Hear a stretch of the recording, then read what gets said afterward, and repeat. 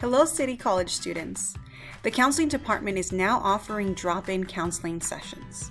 These are 15 to 20 minute appointments where we can discuss classes for the next semester, prerequisite clearance, VA signups or temporary educational plans, disqualification reinstatement, or academic renewal.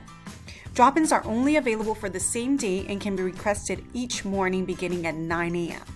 In order to make an appointment, click here. You will need your student ID number and your date of birth.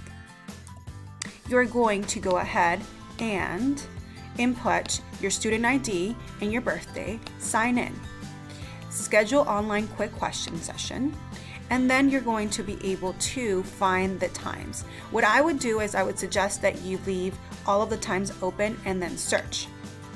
For today, all of the sessions are already booked, but you can always try again tomorrow at 9 a.m. Thank you very much and see you soon.